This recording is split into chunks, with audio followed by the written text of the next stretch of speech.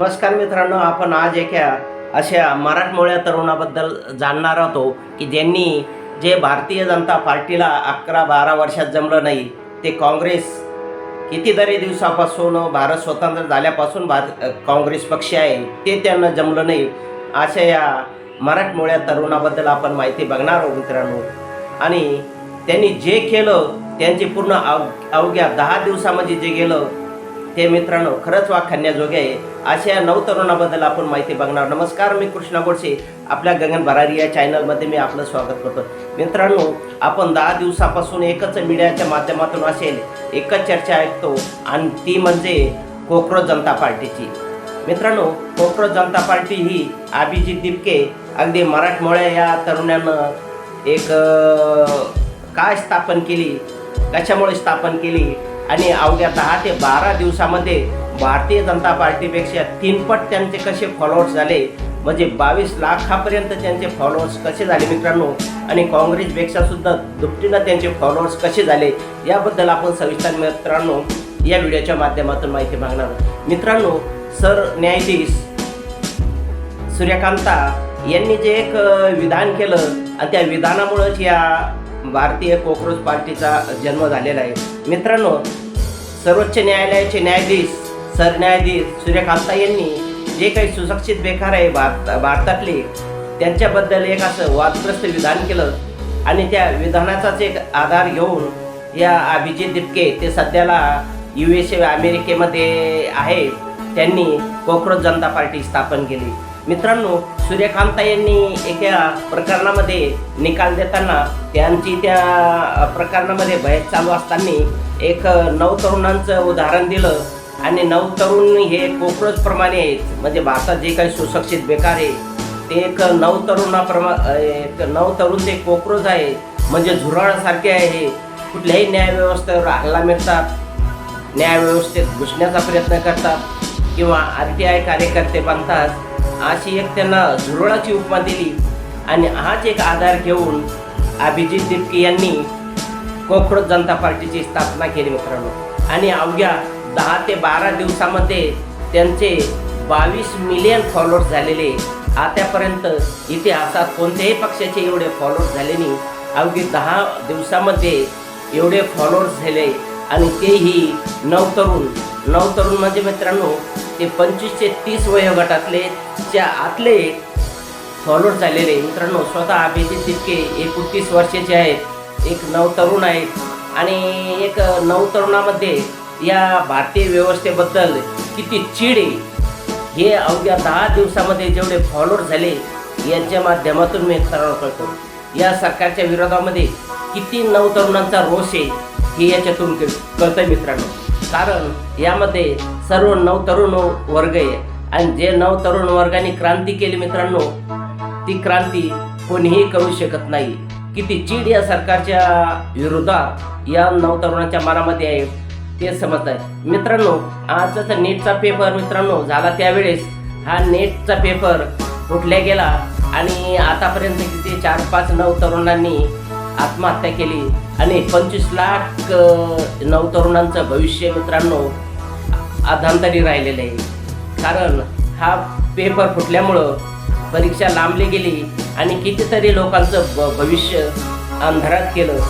आणि मित्रांनो, त्याचाच अधिकार एक मुद्दा घेऊन अभिजित दिपकेंना आता हे शिक्षण मंत्री आपल्या देशाचे त्यांचा प्रधान यांचा राजीनामा ते मागतात. मित्रांनो, आपण जर विचार केला तर ही भारतीय जनता पार्टी 2014ला सत्तेत आली, त्यावेळेस कितीतरी आश्वासने दिली होती. 2022पर्यंत शेतकऱ्याचं उत्पन्न दुप्पट करू, म्हणजे ज्या शेतकऱ्यांना 10 लाखाचा माल होत असेल आता 20 लाखाचा माल होईल, असा त्याचा आपण अर्थ समजायचा. मित्रांनो, त्यांनी पुन्हा एक आश्वासन दिलं होतं या सरकारने की जे नवतरुण आहेत त्या नवतरुणांना प्रत्येक वर्षाला 2 कोटी रोजगार उपलब्ध होईल, म्हणजे सरकारी नोकऱ्या 2 कोटी नवतरुणांना दिल्या जाईल असं आश्वासन दिलं होतं. त्यानंतर मित्रांनो, जो काही स्विस बँकेतला पैसा आहे तो काळा पैसा भारतात आणला जाईल हे एक आश्वासन दिलं होतं मित्रांनो. आज आपण जर बघित असेल 14 वर्षामध्ये 14 वर्षाच्या अगोदर यांनी जे काही आंदोलन केलं होतं महागाईच्या विरोधात, भ्रष्टाचाराच्या विरोधात, स्विस बँकेच्या विरोधात जे आंदोलन केलं होतं आणि त्या आंदोलनाच्या जोरावर हे सरकार सत्तेत आलेलं आहे मित्रांनो. आणि आपण जर बघित असेल एकही त्यांनी जे काही आश्वासनं दिली होती, जो काही जाहीरनामा दिला होता त्याच्यातलं एकसुद्धा आश्वासन आतापर्यंत पूर्ण झालेलं नाही. ना शेतकऱ्याचं उत्पन्न दुपटीनं वाढलं आहे, त्यांचे भाव दुपटीनं झालेले आहेत, खता औषधाचे भाव 3 पट वाढलेत, पण शेतकऱ्याच्या उत्पन्नाला भाव नाही आहे.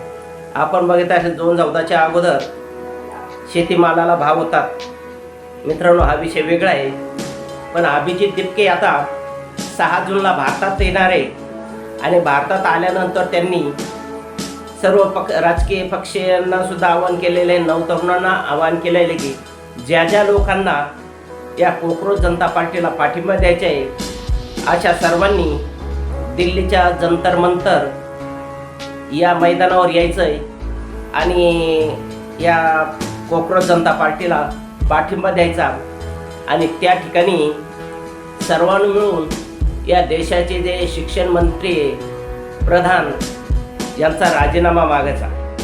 मित्रांनो, आतापर्यंत बघित असेल कुठल्याही प्रकरणामध्ये एखादा मंत्री जर ज्या खात्याचा तो जर जिम्मेदार असेल आणि त्या खात्यात भ्रष्टाचार झाला असेल किंवा काहीतरी झाले असेल, त्या मंत्र्याचा राजीनामा देणं साहजिकच आहे आणि जनतेतून तशी मागणी होणं साहजिकच आहे मित्रांनो. पण आतापर्यंत भारतीय जनता पार्टीने 12 वर्षामध्ये एकही मंत्र्याचा राजीनामा घेतला नाही. कुठला तरी एक मुस्लिम मंत्र्याचा राजीनामा तेवढा घेतला नसता. कुठल्याही मंत्र्याचा आतापर्यंत किती जरी दोषी असला तर त्यांचा राजीनामा घेतलेला नाही मित्रांनो. आपण बघित असेल आपल्या महाराष्ट्रामध्ये कितीतरी मंत्र्यांचे राजीनामे झालेले, पण हे देशाचे शिक्षण मंत्री एवढे जिम्मेदार असताना आतापर्यंत त्यांनी राजीनामा दिला नाही आणि कुठलं या सरकारने, मोदी सरकारने त्यांच्या विरोधात राजीनामा द्या म्हणून ब्रशसुद्धा काढलेलं आहे. आणि त्याचीच एक चीड मनातून एक अभिजित दिपके 6 जूनला भारतात येत आहे मित्रांनो. जेव्हापासून त्यांनी कॉकरोच जनता पार्टी स्थापन केली ते US ला असतानाच त्यांनी त्या ठिकाणी या पार्टीची स्थापना केली. अद्यापपर्यंत या पार्टीचं भारतीय निवडणूक आयोगाकडे कुठल्याही प्रकारची नोंदणी नसताना सुद्धा 22 मिलियन फॉलोअर्स त्यांचे झालेले आहे मित्रांनो. आणि ते 6 जूनला आल्यानंतर त्यांना एक मीडियाच्या माध्यमातून वर्तवले जाते, त्यांना कदाचित अटकसुद्धा होऊ शकते. कारण या सरकारनं 2014 नंतर सत्तेत आल्यानंतर जंतर मंतरवरचे जे काही आंदोलनं मोर्चे असायचे ते त्यांनी जवळपास बंदच केलेले. आणि ज्याही लोकांना काही आंदोलन मोर्चे काढायचे असेल त्यांच्यासाठी रामलीला मैदान उपलब्ध करून दिलेले आहे मित्रांनो. याच्या अगोदर जे जंतर मंतरचे आंदोलन झालं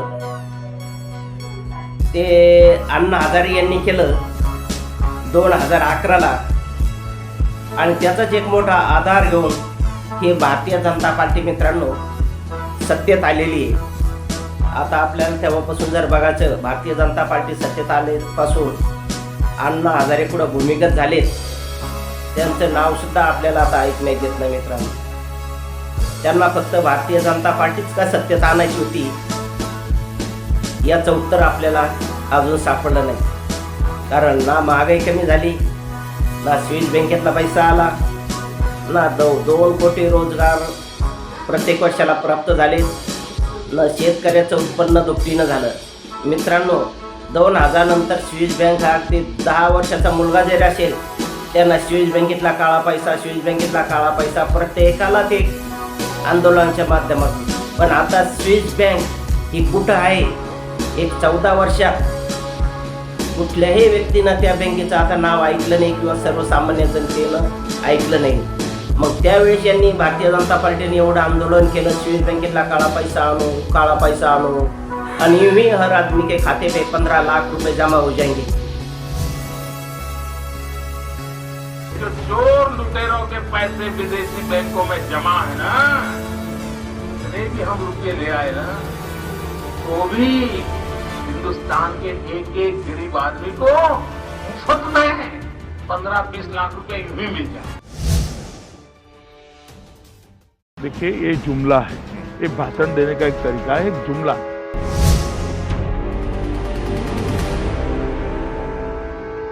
असं मोठमोठं आश्वासन देऊन सत्तेत आलं, पण आता स्विस बँक सुद्धा विसरलेली आहे. कोणाला स्विस बँकेची सुद्धा आठवण येत नाही. आणि म्हणून की काय, एवढा मोठा भ्रष्टाचार वाढला मित्रांनो. आणि आता ते कोकरोच जनता पार्टी एक ते निमित्त झालं मित्रांनो नवतरुणांना. पण नवतरुण कुठंतरी या न्यायव्यवस्थेच्या विरोधामध्ये, या सरकारच्या विरोधामध्ये त्यांच्या मनातली जी खतखत होती, ती खतखत कोकरोच जनता पार्टीच्या माध्यमातून उफाळून आलेली. आणि एक नवतरुणांना एक पर्याय सापडलेला आहे मित्रांनो, कोकरोच जनता पार्टीचा. मित्रांनो, हे देशाचं, प्रत्येक देशाचं भविष्य हे नवतरुण असतात. आणि नवतरुणाच्या माध्यमातून आपण बघत असेल तर अगदी 3-4 महिन्यापूर्वीच नेपाळमध्ये झेंजीचं जे आंदोलन झालं, हे फक्त नवतरुणाच्या माध्यमातूनच आंदोलन झालं. आणि त्या देशाची सत्ता परिवर्तन करण्याचं काम या नवतरुणांनीच केलेलं आहे. मित्रांनो, 26 एप्रिलला झेंजीचे जे आंदोलन झालं, त्या आंदोलनाचं एक मूळ कारण म्हणजे ते सार्वजनिक माध्यमावर त्यांनी बंदी आणली. जो नवतरुण चौथळला, महागाई, भ्रष्टाचार मोठ्या प्रमाणात नेपाळमध्ये उद्भवला होता.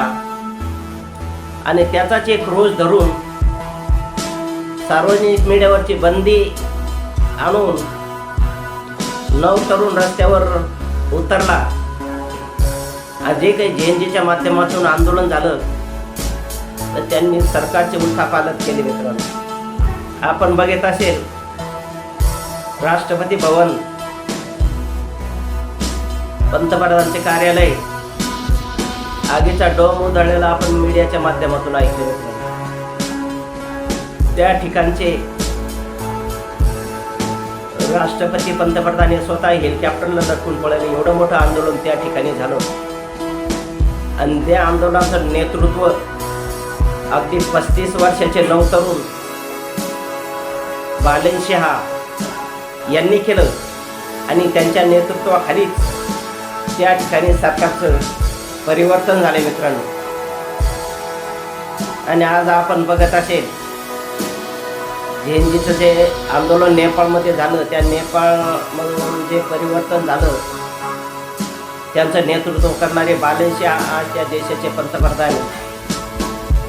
आणि जे काही पहिले नियम होते त्यांनी सर्वसामान्यांसाठी,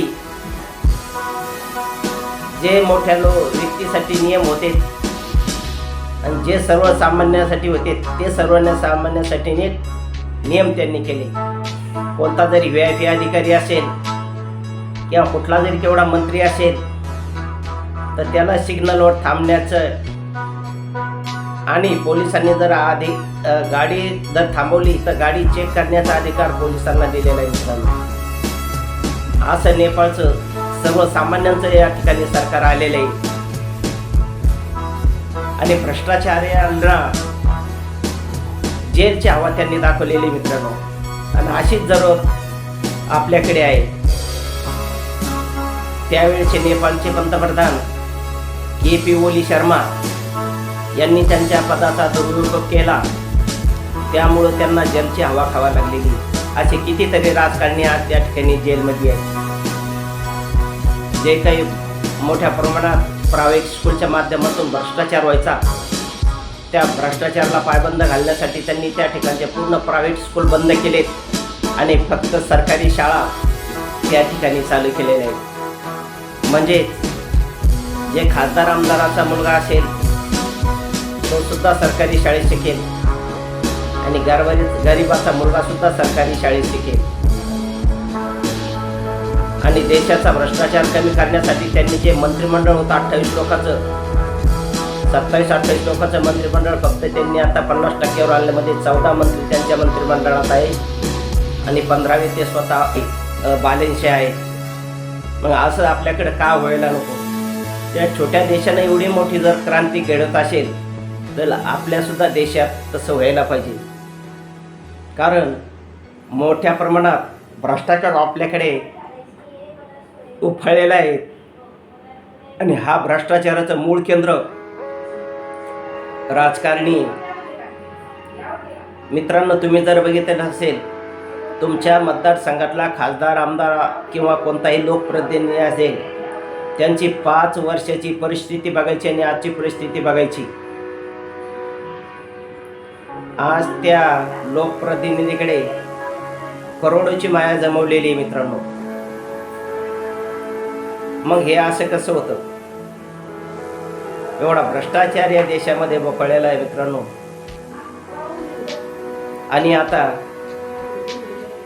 नवतरुणांना असं वाटतं की अभिजित दिपके हा कुठंतरी या भ्रष्टाचाराला एक पर्याय सापडलेला आहे आणि त्यामुळंच मोठ्या प्रमाणात हा नवतरुण वर्ग अभिजित दिपके यांच्या कोकरोच जनता पार्टीशी जोडले गेलेले आहे. मित्रांनो, आपण जर विचार केला तर या पक्षाला पर्याय म्हणून अभिजित दिपके यांनी स्थापन केलेल्या कोकरोच जनता पार्टी हा असू शकतो. त्यामुळं या देशातली महागाई, भ्रष्टाचार जर आपल्याला थांबवायचं असेल तर आपण योग्य पर्याय निवडलेला पाहिजे. मित्रांनो, आज शेतकऱ्याचं महागाईपासून कंबरड मोडलेलं आहे.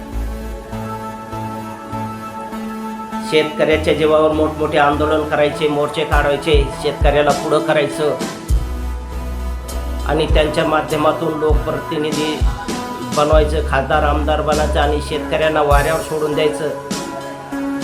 अशी परिस्थिती सध्याला आपल्या भारत देशामध्ये. मित्रांनो, आपण जर विचार केला 2014 नंतरही भारतीय जनता पार्टी सत्तेत येण्याच्या अगोदर आपल्या शेतीमालाला, कापूस, तूर, मूग कोणताही माल असो बऱ्या प्रमाणात भाव मिळायचा. 2014 पूर्वी 10 ते 12 हजार रुपये क्विंटल कापूस जायचा. आज कापूस तुम्हाला 7 हजार रुपये क्विंटलला विकावा लागतो. तूर 8 ते 9 हजार रुपये क्विंटल आपण विकलेले. मित्रांनो, आज तुम्हाला तूर 6.5 आणि 7 हजार रुपयाने विकायला लागते. सोयाबीन तुम्ही स्वतः 7 हजार रुपये क्विंटल विकलं होतं. आज 3.5 ते 4 हजार रुपयाच्या पुढे कोणी तुम्हाला सोयाबीन विचारित नाही मित्रांनो. आणि खताचे भाव त्यावेळेस 300-350 रुपयाला गोणी मिळायची, 30 गोणी आज तुम्हाला 2,000 रुपयाला मिळू राहिली. मग 4 पट 5 पट भाव वाढले. मग आपल्या शेतीमालाचे का भाव वाढले नाही? एक विचार करण्यासाठी गोष्ट आहे. आता नवा वेतन आयोग लागणार आहे, त्या ठिकाणी 30 ते 40% कर्मचाऱ्यांचे, सरकारी कर्मचाऱ्यांचे पगार वाढ होणार आहे. पण मित्रांनो, शेतकऱ्याच्या बद्दल कोणीही आवाज काढायला राहिलं नाही. शेतकऱ्यांच्या मालाला भाव नाही आहे. खता औषधाचे भाव 4 पट 5 पट झाले, त्यावर कोणी बोलायला तयार नाही आहे. आता शेतकऱ्याला कोणीही वाली राहिलं नाही आहे. शेतकऱ्याचा प्रश्न कोणीही लोकसभेमध्ये मांडताना दिसत नाही. मित्रांनो, अजब असं वक्तव्य या देशाचे कृषी मंत्री शिवराज सिंग चौहान यांनी केलं होतं. ते म्हणले होते, मैं खातरीपूर्वक कहता हूँ, मैं ये देश का कृषि मंत्री हूँ और इस देश की किसानों की आमदनी में दुगनी नहीं, तिगनी नहीं, 4 गुना नहीं, 8 पट उत्पन्न उनका बढ़ गया है. खरंच मित्रांनो, आपलं 8 पटीनं उत्पन्न वाढलंय का? असं बेजबाबदार वक्तव्य या ठिकाणी ते करतात आणि त्यांच्या पाठीमागे जे काय खासदार बसलेले असतात ते सुद्धा बाकडे वाजतात. म्हणजे बघा, त्यांचं उत्पन्न 8 पटीनं वाढलेलं आहे, 10 पटीनं वाढलेलं आहे, आपलं वाढलं नाही. त्यांनी जर आज खेडोपाड्यात जाऊन जर बघितलं तर शेतकऱ्याची काय दैनंदिन अवस्था आहे, आणि ते बेजबाबदारीने म्हणतात की शेतकऱ्याचं उत्पन्न आठपट झाले. बोलण्यात काहीतरी तारतम्य पाहिजे. जबाबदार व्यक्तींना असं बोलावं का? त्यांना माहिती नाही का शेतकऱ्याच्या मालाला आज काय भाव आहे म्हणून. 7-8 हजाराच्या पुढं कापूस कोणी विचारणार? 12 वर्षापूर्वी तोच भाव आणि आजही तोच भाव. कसली राजव्यवस्था आहे? कसलं शेतकऱ्याबद्दल कोण मानल, कोण विचार बोलल? अरे शेतकरी जर सुधारला तरच देश सुधरेल. तुम्ही किती जरी सुधारले तर देश सुधारणार नाहीये. आज आपण जर विचार केला मित्रांनो, देशाची जी 100% संपत्ती आहे त्याच्यातली 80% संपत्ती ही 20% राजकारण्यांच्या हातात आहे. आणि जी 80% जनता उरली, सर्वसामान्य शेतकरी, शेतमजूर, कामगार, त्यांच्याकडे फक्त या देशाची 20% संपत्ती आहे. म्हणजे 20% लोकांकडे 80% संपत्ती आणि 80% लोकांकडे 20% संपत्ती, एवढा तुझा भाव या ठिकाणी झालेला आहे मित्रांनो. शेतकरी हा शेतकरीच राहिला. 2 वेळचं जेवण त्याचं मुश्किल झालेलं आहे. 24 तासातून 17 ते 18 घंटे हा माझा शेतकरी शेतात राबतो, दिवस रात्र एक करून राबतो मित्रांनो. पण त्याच्या मालाला भाव नाही, कोणी आवाज उठवायला तयार नाही. त्यामुळे मित्रांनो, जे कोकण जनता पार्टी आता स्थापन झाली, एक नवतरुणांच्या मध्ये एक नवचैतन्य निर्माण झालं. त्यांनी अवघ्या 10 ते 12 दिवसामध्ये 22 लाख फॉलोअर्स त्यांचे झालेले. म्हणजे एवढ्या लोकांना त्यांना पाठिंबा दिलेला आहे. आणि या नवतरुणांना वाटतंय कुठंतरी आपल्याला आता एक पर्याय सुचलेला आहे. कारण या 14 वर्षाच्या कालामध्ये या सरकारनं एकही आश्वासन पूर्ण केलं नाही आहे. आणि आश्वासन कोणतं जर पूर्ण केलं असेल मित्रांनो तर कमेंटमध्ये लिहा कोणतं आश्वासन पूर्ण केलं. स्विस बँकेतून पैसा आणून ही 15-15 लाख रुपये हर व्यक्ती को मिल जाएंगे, एक खोटं आश्वासन दिलं. शेतकऱ्याचं उत्पन्न दुपटीना करू, खोटं आश्वासन दिलं, नाही झालं. महागाई कमी करू, नाही झाली. प्रत्येक वर्षी 2 कोटी लोकांना रोजगार देऊ, नाही झाला. या भाजपचे समर्थक रामदेव बाबा, तुम्ही पेट्रोल 100 रुपये चाहिए या 35 रुपये चाहिए म्हणणारे त्यांना आता आपण विचारला पाहिजे. त्यावेळेस पेट्रोल तुम्हाला 50-55 रुपये लिटर मिळायचं. आज पेट्रोलचा भाव कुठे गेला? आणि अजून थोड्या दिवसामध्ये पेट्रोल तुम्हाला 150 रुपये जर झालं तर नवल वाटायला नको. अशा मोठमोठ्या घोषणा या ठिकाणी केलेल्या होत्या. आणि सत्तेवर अण्णा हजारेंनी जे 2011 मध्ये जे आंदोलन केलं होतं, 2011 मध्ये जंतर मंतर, त्याच माध्यमातून आणि जे काही आश्वासन दिलं त्यामुळे सरकार सत्तेवर आले. आपलं सरकार शेतकऱ्यांसाठी हे दळभद्री सरकार आहे. फक्त व्यापारी वर्ग आणि नोकरदारांचंच हे सरकार आहे. कुठलंही असं ठोस यांनी काम केलं नाही मित्रांनो.